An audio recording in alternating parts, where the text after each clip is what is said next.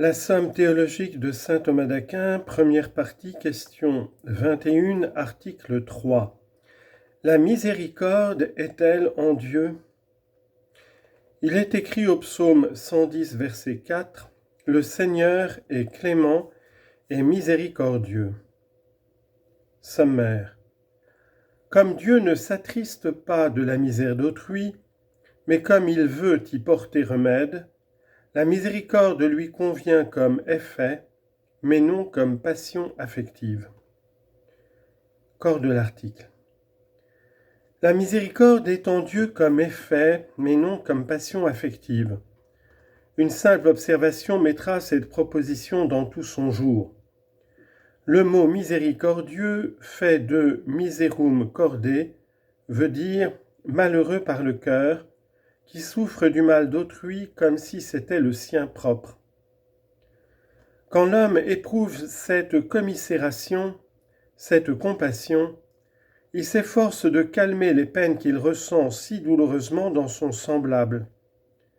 Voilà l'effet de la miséricorde.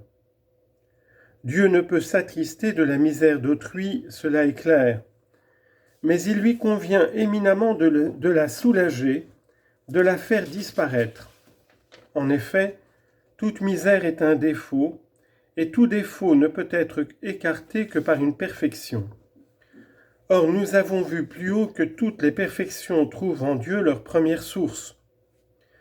Mais ses attributs suprêmes, la bonté, la justice, la libéralité et la miséricorde, concourent différemment aux dons qu'il nous en fait.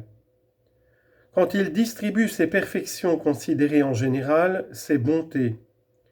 Quand il les donne aux créatures comme moyen d'atteindre leur fin, c'est justice.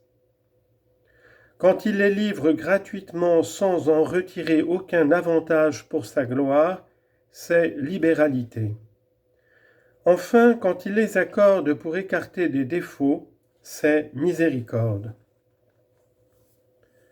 Première objection. Ce sentiment, la miséricorde, est une espèce de tristesse, comme le dit saint Jean Damascène dans son traité sur la foi orthodoxe, livre 11, chapitre 14.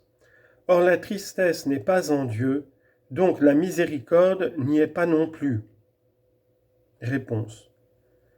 Quand la miséricorde implique la tristesse, c'est une passion. Or, nous ne disons pas tant s'en faut que cette sorte de miséricorde soit en Dieu. Deuxième objection. La miséricorde est un relâchement des droits de la justice. Or, Dieu ne peut rien relâcher des droits de sa justice.